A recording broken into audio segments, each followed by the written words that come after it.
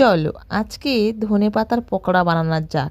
শীতের মরশুমে এখন গরম গরম পকোড়া ঝাল ঝাল কিছু খেতে ইচ্ছে করে বিকেলবেলা স্ন্যাক্সে। তার জন্য এখন শীতের মরশুমে ভরে ভরে ধনেপাতা বাজারে গেলেই পাওয়া যায়, এখন চারিদিকে ধনেপাতা পাওয়া যায় বাজারে। তার জন্য ধনেপাতার পকোড়া বানিয়ে ফেললাম গরম গরম শীতের মরশুমে। ধনেপাতাগুলোকে ভালো করে আগে থেকে ধুয়ে পরিষ্কার করে রেখেছিলাম জল ঝরিয়ে। এরপর এটাকে ভালো করে ছোট ছোট করে কুচিয়ে নিব। খুব সুন্দরভাবে কুচিয়ে নেওয়ার পর একটা পাত্রে ধনেপাতাগুলোকে ঢেলে নিয়েছি সব ধনেপাতাগুলোকে।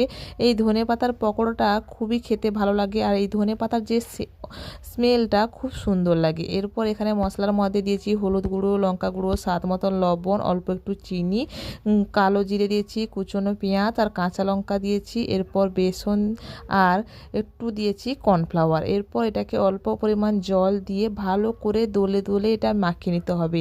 এই মাখানোটা ভালো করে যত মাখাবে তত ভালো ক্রিস্পি হবে।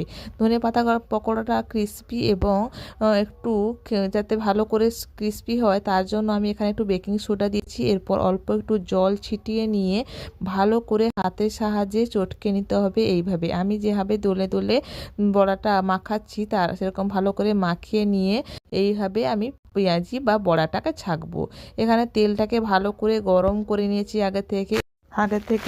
এরপর এটাকে ভালো করে ছোট ছোট করে ভেজে নিলেই আমাদের তৈরি হয়ে যাবে ধনেপাতার বড়া।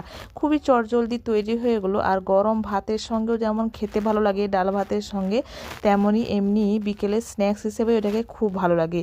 ধনেপাতার সিজনে যদি ধনেপাতার বড়া না খেলাম বা পকোড়া না খেলাম তাহলে কি করে হবে। আর এই শীতের মরশুমে সব জায়গায় ধনেপাতা পাওয়া যায় খুব ইজিলি। তার জন্য ঘরে ধনেপাতা বড়াটা বানিয়ে ফেললাম, আর আপনারা অবশ্যই বানিয়ে খাবেন, দেখবেন খুবই ভালো লাগে। আর কেমন লাগলো রেসিপিটা আমাকে অবশ্যই একবার কমেন্ট করে জানাবেন। আর এই রকম রেসিপি দেখার জন্য আমার চ্যানেলটাকে সাবস্ক্রাইব করে দেবেন।